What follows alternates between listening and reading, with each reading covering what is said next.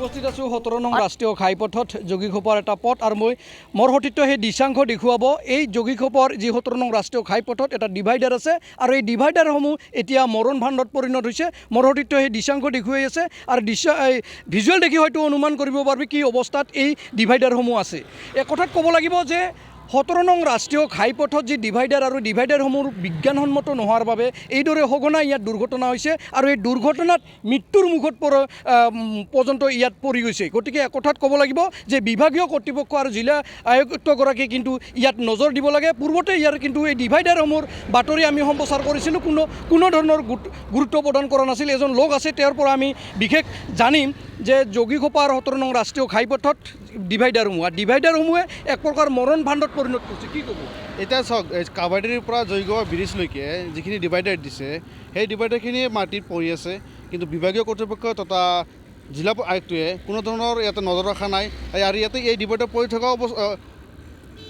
থাকে, সেইকাৰণে ইয়াতে বহুত ধৰণৰ এক্সিডেণ্ট হয়।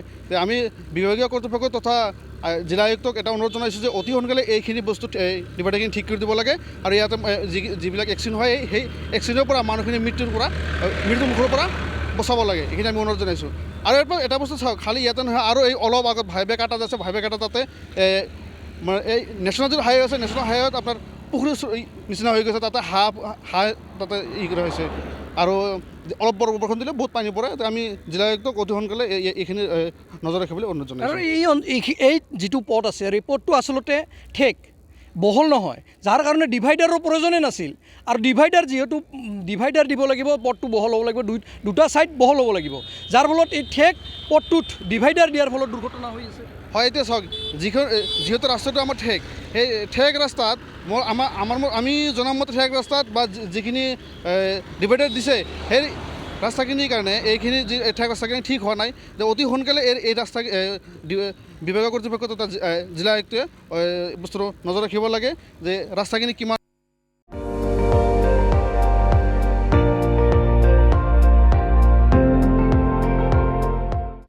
আপুনি চাই আছে ND24, সৰ্বশ্ৰেষ্ঠ নহয় সৰ্বোত্তমৰ দৌৰ।